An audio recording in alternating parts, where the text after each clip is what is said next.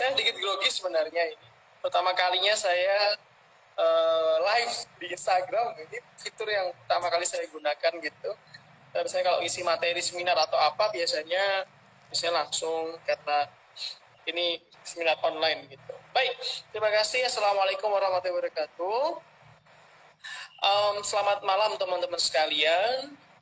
Semoga teman-teman sekalian berikan kesehatan lahir batin agar bisa beraktivitas seperti biasa ya di masa-masa pandemi seperti ini. Saya terima kasih teman-teman sudah mau bergabung dengan sarapan pagi di bersama Mas Umam dan teman-teman sekalian. Saya dengar ini kuota sudah penuh dan materi sudah sangat banyak sekali. Maksud saya peserta sudah banyak gitu teman-teman sekalian. Mengembangkan diri kita dalam rangka mengkaji tentang kesehatan mental, khususnya yang ada hubungannya dengan musim pandemi seperti ini, teman-teman sekalian. Dan saya harus akui bahwa saya baru saja sebenarnya berkaitan dengan pandemi ini, saya termasuk orang yang juga terdampak dengan luar biasa, karena saya sempat dan keluarga sempat diisolasi selama kurang lebih 14 hari, karena kebetulan istri saya yang di medis kebetulan baru menangani pasien yang membuat saya menyadari bahwa ternyata pandemi ini harus sama-sama kita hadapi bersama-sama dan memerlukan kapasitas mental, saya menyebutnya kapasitas mental yang cukup di dalam menghadapi pandemi ini secara lebih produktif. Kita akan sampai pada materi di mana edukasi kesehatan mental COVID-19 dalam perspektif teori motivasi yang akan kita bahas pada malam hari ini gitu. Sebenarnya ada slide, tapi slide ini belum saya olah. Mungkin nanti akan saya bisa sharekan mungkin sama ke adminnya atau kemana kita bisa nanti kita akan share sama-sama. Tapi ini belum saya fixing kan gitu teman-teman. Tapi paling tidak teman-teman sudah bisa bergabung di sini, bisa dengerin sharing informasi sama-sama di sini. Baik, saya ingin memulainya dari review of coronavirus. Kita tahu COVID-19 ini adalah sebuah virus yang tidak pernah disangka bisa sampai pada tahapan yang sangat Indonesia, 2 positif dan 19 April 2020 itu sudah mencapai 6 ribuan yang positif COVID.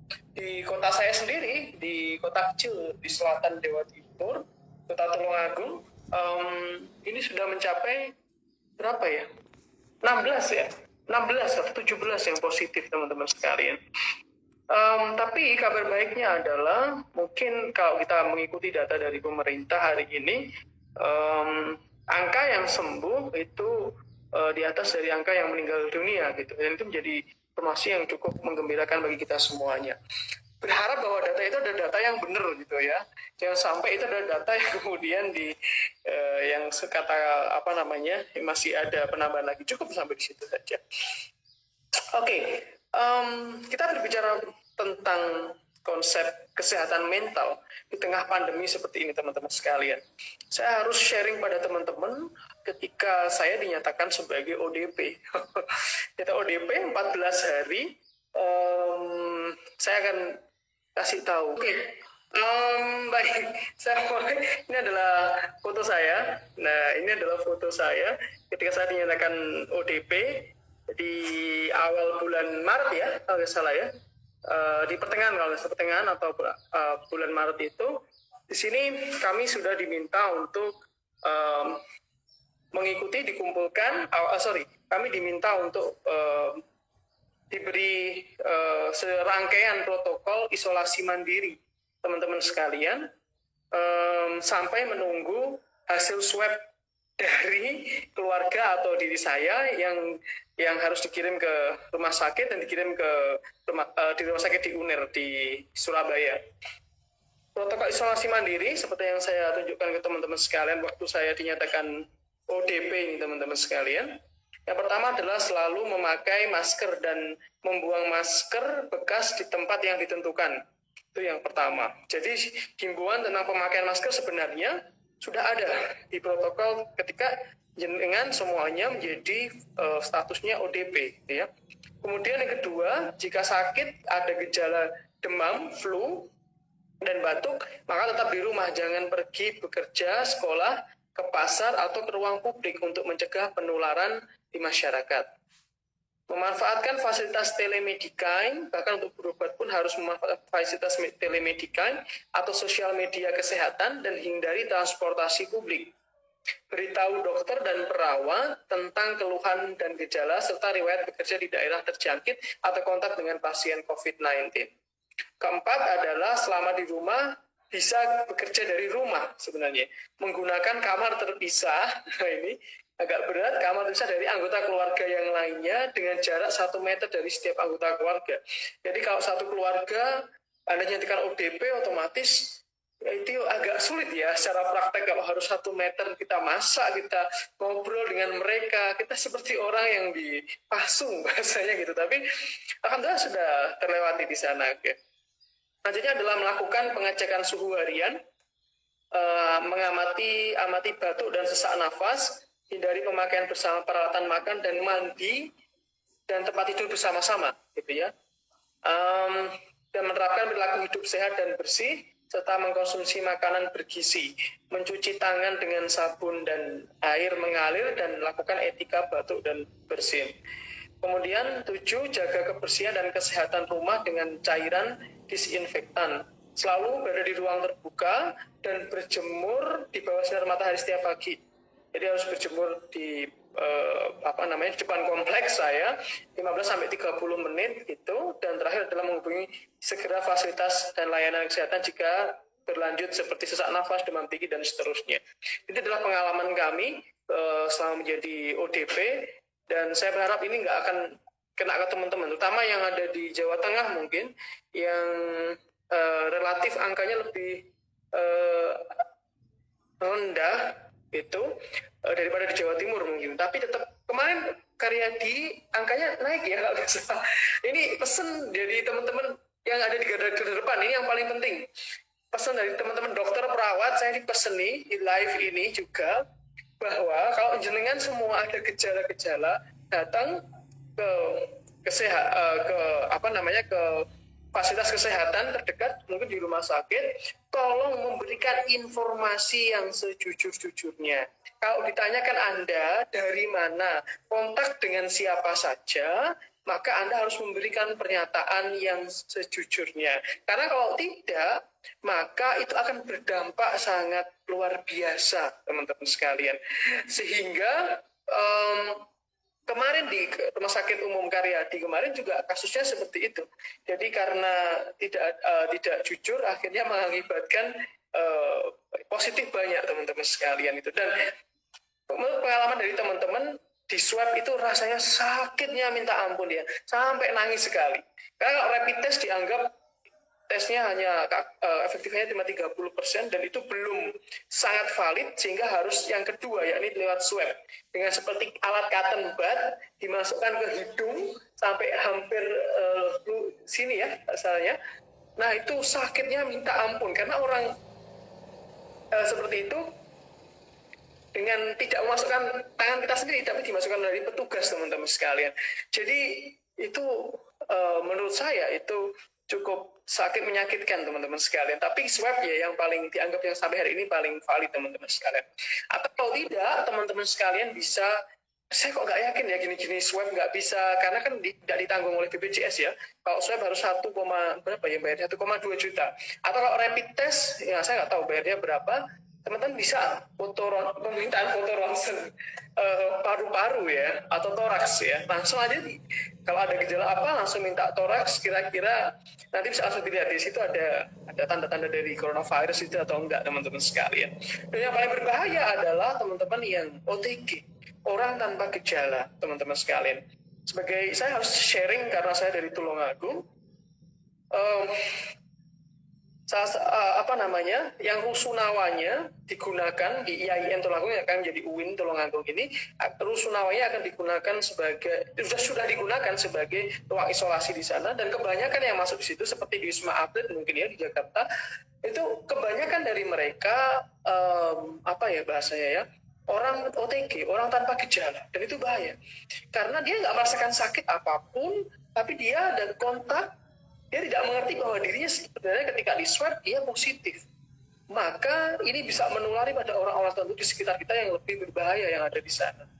Itu sih pengalaman yang saya menganggap bahwa COVID kira-kira itu, aduh, ini masih jauh ini wabah yang oke lah di Jakarta is oke, kemudian kalau nggak gitu di kota-kota besar is oke, tapi ternyata itu berdampak terhadap diri saya dan juga keluarga saya gitu, karena saya harus, karena istri saya seorang di tenaga medis, sehingga harus bersentuhan dengan hal-hal yang seperti itu, harus pakai APD dan seterusnya dan seterusnya.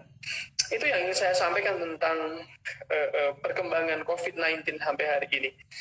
Dan kembali lagi teman-teman sekalian ke mental hygiene sebenarnya, atau kesehatan mental yang ingin kita bahas pada malam hari ini. Basically sebenarnya saya bukan seorang psikolog, tapi saya concern dalam bidang counseling, guidance and counseling, tapi lebih passionnya lebih ke counselingnya. Jadi nanti kita akan bahas mungkin bagaimana terapi counseling yang bisa kita lakukan terhadap teman-teman kita yang secara mental hygiene atau secara kesehatan mental dia agak terdampak dari adanya pandemi ini.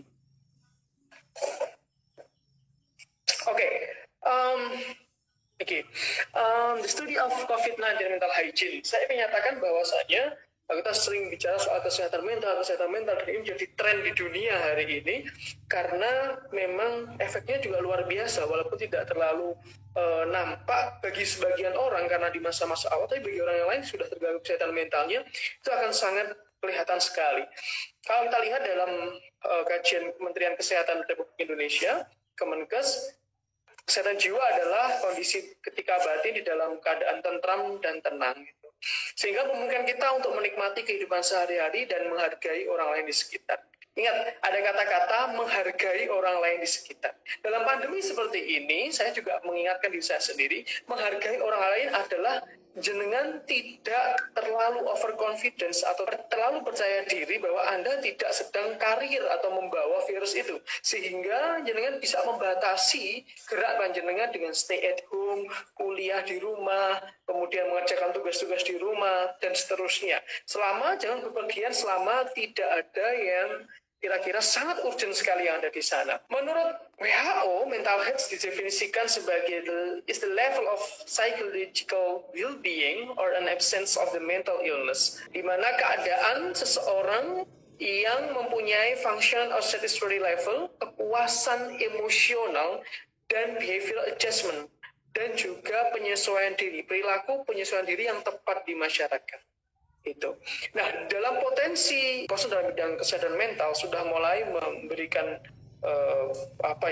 attention, perhatian terhadap PS dalam wabah apapun, respon yang muncul di masyarakat ini hampir seperti yang saya sampaikan ini teman-teman sekalian.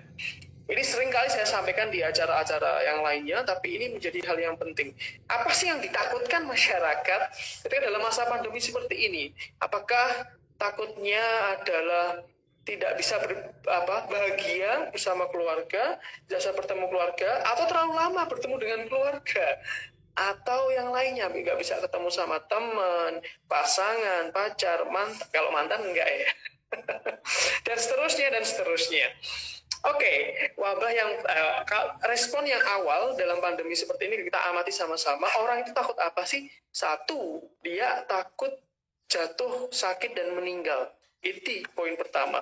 Dia sangat takut ketika saya jangan-jangan ketularan ini. Saya juga kena ini sepertinya, dan saya otomatis takut untuk sakit dan kemudian meninggal dunia. Yang kedua adalah tidak mau datang ke fasilitas layanan kesehatan.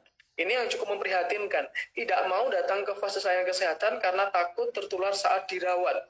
Seringkali ketika saat dirawat dia akan tahu penyakitnya apa. Saya pikir teman-teman beberapa juga seperti itu.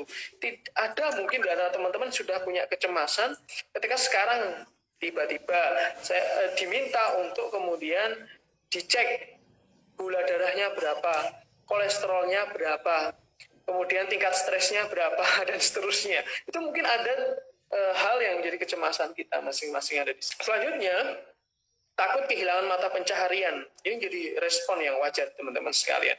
Mereka takut kehilangan mata pencaharian, tidak dapat bekerja selama isolasi.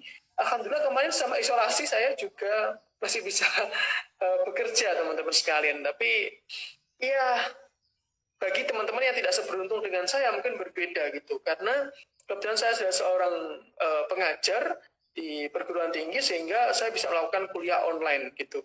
Tapi bagi orang-orang yang lain seperti teman-teman pekerja lepas itu mungkin jadi hal yang sangat berat bagi mereka menjalani kehidupan seperti ini. Apalagi nih kita lihat ada industri yang sudah biar hidup tak segan mati tak mau gitu ya, seperti transportasi, kemudian juga ekonomi menengah, kecil menengah dan seterusnya. Dan juga ada ketakutan mereka terhadap dikeluarkan dari pekerjaan mereka masing-masing. Tentu takut karena beberapa perusahaan mungkin setelah melakukan PHK massal di sana, sehingga takut saya kerja apa ya, saya makan seperti apa. Maka sebenarnya saya itu mengingatkan juga, seandainya kita bisa memberikan sebuah stressing point dalam pertemuan kita malam hari ini, harusnya pemerintah juga memberikan perhatian terhadap aspek kesehatan mental selama pandemi seperti ini. Ekonomi penting bagus, kesehatan penting bagus juga. Tapi ada sisi lain yang dia seperti gunung es, tidak kelihatan, hanya di ujungnya saja. Yakni dalam aspek kesehatan mental itu tadi. Kalau ini diperhatikan secara baik melalui kebijakan-kebijakan pemerintah, maka insya Allah dampaknya akan dapat terkurangi gitu teman-teman sekalian. Selanjutnya adalah takut diasingkan masyarakat. Saya jujur bahwa saya mempunyai sebuah teman di sini yang kerja di Surabaya, ada riwayat kontak dan dia dinyatakan positif. Ketika dia positif, dia diisolasi di Surabaya, di rumah sakit di Surabaya selama kurun waktu 14 hari. Dia katanya dia bukan orang yang tidak bergejala. Saya tanya, kamu kenapa? Dia mengatakan bahwasanya saya pulang dari Jakarta waktu itu, lewat kota di Jakarta, dia mengalami sesak napas. Seumuran dengan saya, termasuk orang yang muda, pede banget ya, muda gitu, maksud saya di bawah 30 tahun gitu. Dia mengalami sesak napas, pilek, demam, flu, dan seterusnya. Dia langsung diisolasi dan hasil swabnya positif. Kemudian dia langsung sharing kepada saya, dia menyatakan bahwasanya problemnya sebenarnya tidak hanya masa isolasi. Saya diisolasi, saya masih bikin story Mas Asmi, dia bilang gitu. Karena saya masih connected dengan dia, saya tanyain gimana keadaanmu dan seterusnya. Dia mengatakan, saya baik-baik saja, tapi yang nggak baik itu sebenarnya adalah keluarga saya. Kenapa? Karena walaupun orang tuanya telah dites, ayah, ibunya, dan adiknya, kedua adiknya negatif, tapi stigma masyarakat luar biasa. Masyarakat tetap menganggap bahwa karena sudah ada positif satu, maka satu keluarga dianggap itu pasti juga sedikit banyak terpapar gitu ya. Nanti jangan-jangan yang salah adalah alat tesnya dan seterusnya. Jadi ternyata takut diasingkan masyarakat itu menjadi hal yang juga mempengaruhi kesehatan mental itu sendiri. Kemudian kebetulan karena kami sadar, kami langsung mengasingkan diri di sebuah perumahan yang kebetulan banyak kos-kosan, tapi karena ini hari libur, kos-kosan semua libur. Kami tinggal di rumah ini sendiri, gitu teman-teman sekalian, sampai 2 minggu ke depan. Ya bawa beras, ya bawa macam-macam ya, sampai hasil swabnya negatif gitu ya. Alhamdulillah itu hasilnya sudah keluar dan negatif, sehingga ya, alhamdulillah saya sangat bersyukur terhadap hasilnya itu teman-teman sekalian, sehingga saya bisa beraktivitas kembali dan for your information untuk kembali ke Kudus sebenarnya. Tapi saya besok harus kembali ke Kudus, kembali ke Jawa Tengah menemui teman-teman yang lain juga. Tapi saya mungkin nggak tahu penerbangan mungkin sore ya. Semoga bisa tetap lancar aja. Selanjutnya adalah merasa tidak berdaya untuk melindungi orang-orang terkasih dan takut kehilangan orang-orang yang terkasih karena virus yang menyebar. Karena kita tahu bahwasanya ini apa sih? Saya baca komennya. Pemateri dan moderator tukaran dong. Kok tukaran? Berarti gelet, no? Fight. Berarti oke, itu tadi jawaban dari Mas admin, teman-teman sekalian. Kita nggak bisa dipaksa untuk tukaran gitu ya. Tukeran maksudnya bukan tukaran. Oke. Terima kasih komennya, posisinya Bang. Oke, siap. Oke. Kita lanjutkan. Juga mungkin respon yang wajar adalah, respon di dalam pandemi ini adalah takut terpisah dari orang-orang terkasih. Kalau punya orang, tentu saja ya, setiap orang pasti punya orang terkasih ya itu ya, entah keluarganya atau saudaranya dan begitunya. Begitu saya dinyatakan ODP, automatically ayah, ibu saya terutama itu langsung mengeluarkan air mata ya, nangis gitu ya, nggak tega otomatis dengan bawa beras dan seterusnya. Itu real banget, itu cerita real saya di dalam pandemi ini teman-teman sekalian. Semoga teman-teman tidak ada yang mengalami yang seperti yang saya alami teman-teman sekalian. Baik, takut terpisah dengan orang-orang yang dicintai. Apalagi teman-teman kita punya mungkin saudara panjenengan, orang dekat teman-teman sekalian itu ada yang punya komorbid penyakit yang ada bawaan dari awalnya seperti atau penyakit pendahulunya seperti diabetes mellitus, hipertensi, gagal ginjal, jantung dan seterusnya. Nah itu mungkin kita akan lebih protektif lagi dan kita takut kehilangan itu teman-teman sekalian. Oke, kemudian menu selanjutnya adalah saya percepat lagi. Merasa tidak berdaya, bosan, kesepian, dan depresi selagi diisolasi. Nah ini, karena saya tipikal orang secara kepribadian adalah seorang ekstrovert, di mana ekstrovert itu teman-teman sekalian, nggak enak kalau nggak ngomong sama teman-temannya, nggak enak kalau dia nggak ngobrol komunikasi sama orang secara langsung tatap muka. Ketika diisolasi, mereka nggak bisa tatap muka secara sebebas apapun itu ya. Untung masih ada internet, mungkin kita bisa kontak seperti ini, kita masih bisa ketemu gitu ya. Itu sangat menyiksa ekstrovert, mungkin juga introvert juga teman-teman sekalian gitu ya. Jadi ini adalah hal yang secara kesehatan mental sangat rentan untuk berdampak terhadap terjadinya pandemi ini teman-teman.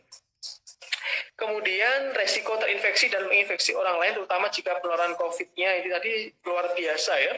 Seperti hari ini pun angkanya terus naik, bahkan di Cina pun telah mengalami gelombang yang kedua ya teman-teman sekalian. Kita berharap ya segera selesai. Kalau enggak, saya yakin teman-teman sekalian kita akan masuk dalam dunia baru. Kalau kita lihat sering udah di film-film itu, wah ternyata ada beneran ya dunia bisa berubah secara dinamik gitu ya. Kalau kata orang-orang itu, saya sendiri juga mengatakan saya setuju dengan hal itu, bahwasannya ternyata efek globalisasi atau post era globalisasi ini menyebabkan penyebaran teknologi, informasi, kemudian juga hal-hal yang bersifat hal-hal kemutakhiran teknologi itu sangat cepat teman-teman sekalian. Tetapi juga ketika kena wabah ini juga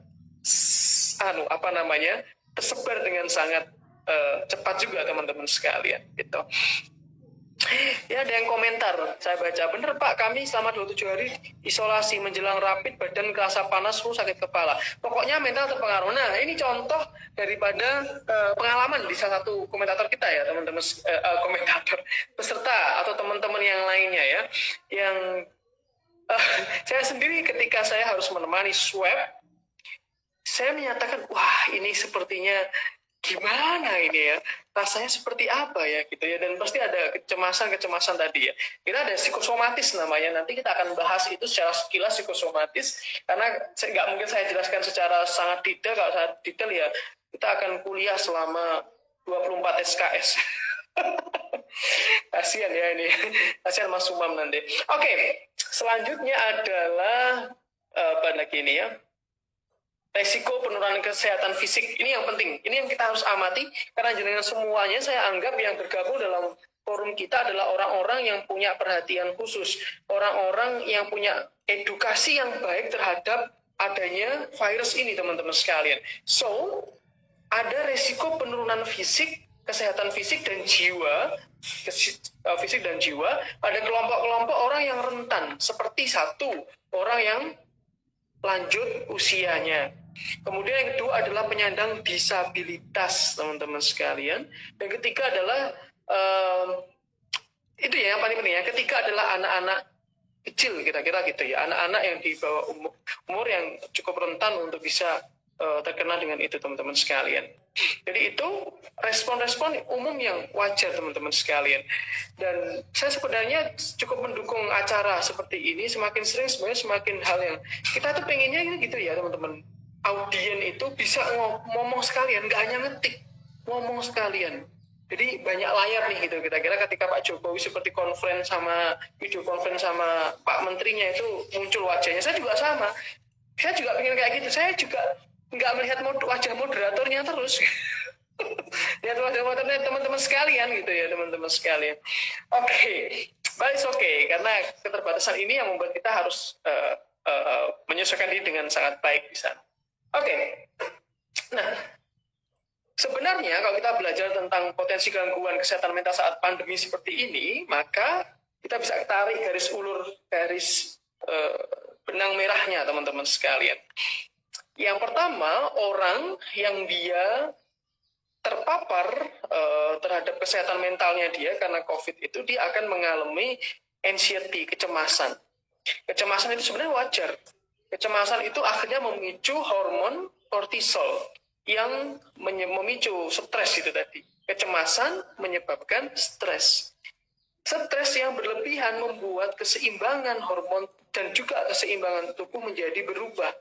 Sehingga ketika stres sangat kalau dibiarkan begitu lama, maka efeknya adalah pada depresi.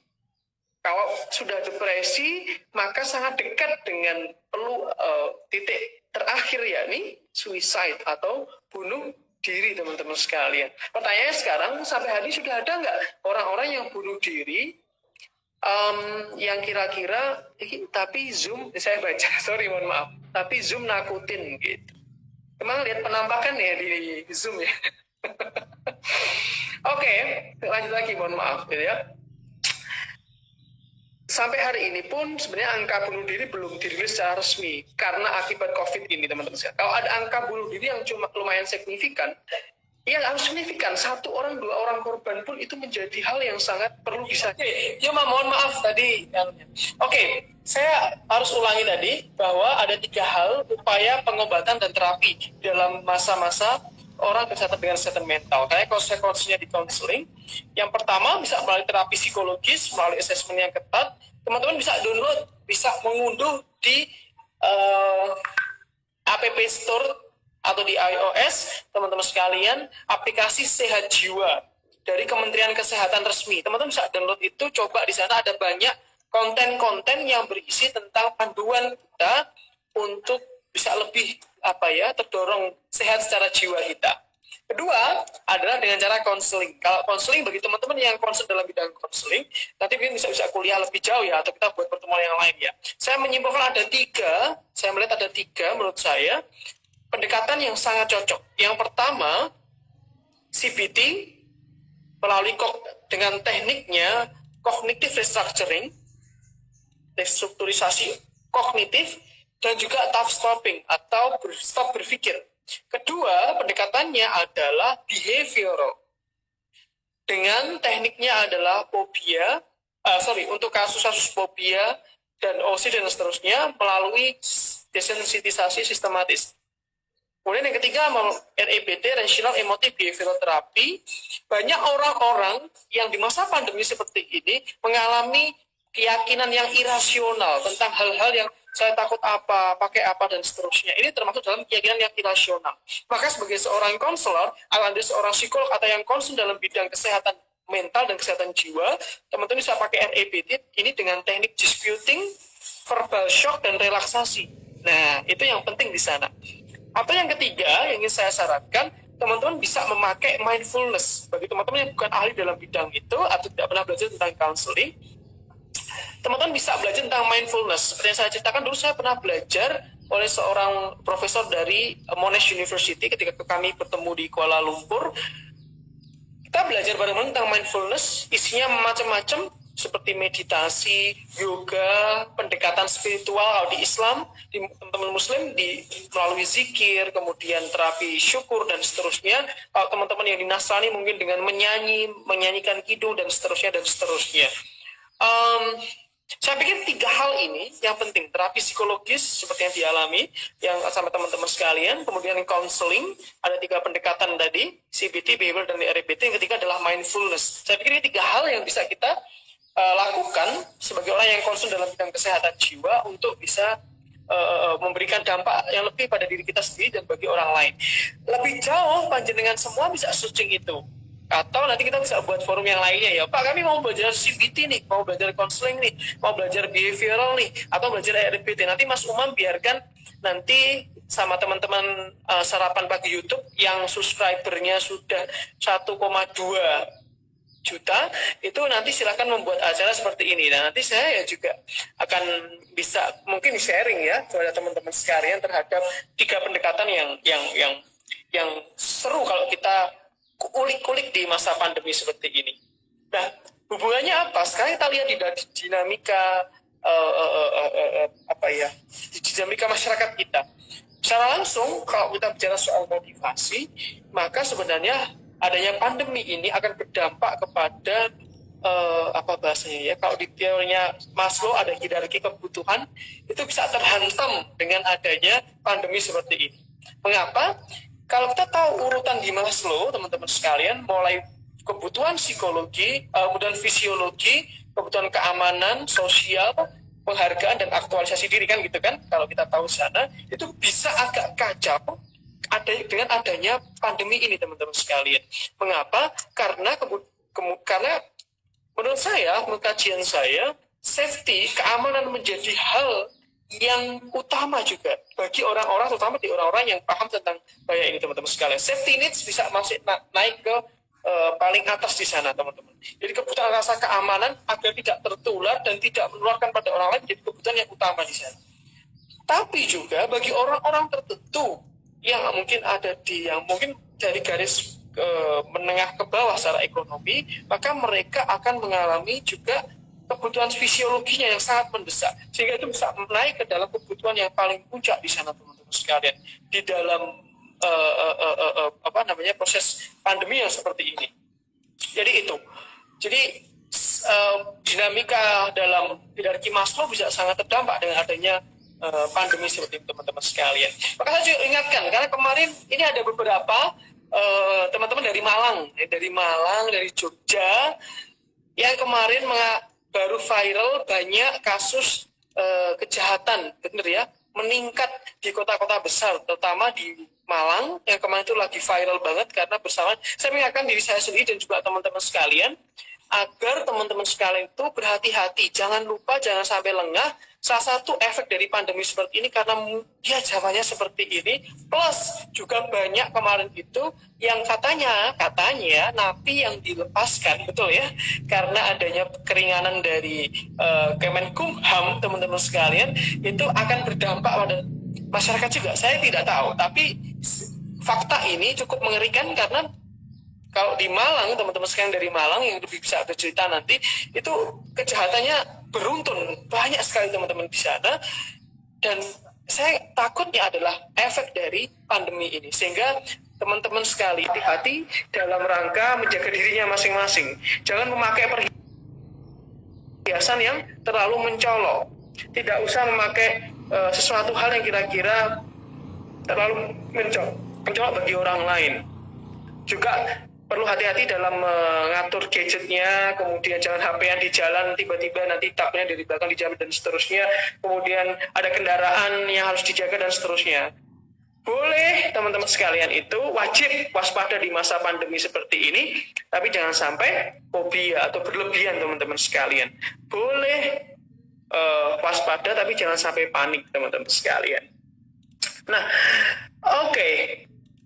Saya pikir itu kalau di dalam teori behavioral juga sama. Saya yakin teman-teman sekalian di motivasi itu orang cenderung meniru orang lain, teman-teman sekalian. Social learning, orang cenderung untuk meniru orang lain, katanya Albert Bandura. Kita tahu seseorang sekarang kalau dulu dibilang nggak perlu pakai masker, karena dicontohkan tidak perlu pakai masker, maka sama kita juga tahu bahwa mereka nggak mau ada yang pakai masker gitu ya. Tapi begitu sudah ada masker, maka selain yang lainnya juga akan terpengaruh.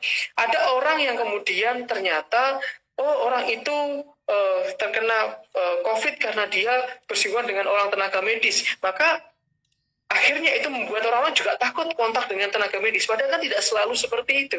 Nah, makanya respon social learning ini nanti harus diwaspadai bagi teman-teman sekalian.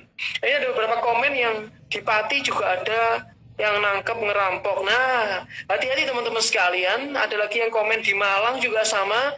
Bener ini ya, yang di Malang juga seperti itu. Makanya saya pikir teman-teman harus hati-hati. Yang penting itu pesan saya di masa pandemi seperti ini, apalagi ini akan Ramadan, setelah Ramadan akan hari raya. Nah, banyak kebutuhan yang semakin mendesak, banyak orang yang kelaparan. Kalau bisa malah kita berbagi sama orang lain, tapi tidak dengan cara mengikhlaskan lewat orang mencuri dan seterusnya dan seterusnya. Jadi ya disedekahkan saja teman-teman sekalian. Well, saya pikir itu kesimpulannya. Saya baca tips terakhir dari BBC dan UNICEF, ini yang paling penting yang saya alami di masa pandemi seperti ini. Yang pertama, batasi konsumsi berita dan selektif terhadap bacaan. Jangan yang dilihat hal-hal yang bersifat negatif terus-menerus. Boleh kita tahu, tapi jangan sampai yang kita baca cuma berita-berita yang sangat negatif saja. Karena tentu saja akan mempengaruhi psikologis kita, teman-teman sekalian. Kemudian yang kedua, istilah dari media sosial. Ini agak sulit nih ya. Istilah dari media sosial. Apa seorang YouTuber di akun Sarapan Pagi YouTube, ya agak sulit ya teman-teman. Tapi kalau media sosial itu dianggap menyebarkan hoax dan seterusnya, maka kita tidak perlu nge-tap, tidak perlu swipe up gitu ya. Dan seterusnya yang menutup sumber-sumber kecemasan. Ketiga, cuci tangan. Jangan lupa mencuci tangan, tapi jangan berlebihan. Kalau berlebihan, ada beberapa orang yang sampai berlebihan sehingga mereka dikatakan mengalami OCD ya, Obsessive Compulsive Disorder, atau gangguan perilaku yang sangat berlebihan. Cuci tangan sampai berkali-kali, sampai tangannya sampai rusak teman-teman sekalian. Kemudian juga contoh-contoh seperti itu. 4, selalu menjaga hubungan dengan orang lain, connected dengan orang lain, walaupun dia tatap muka, bisa ketemu dengan seperti ini,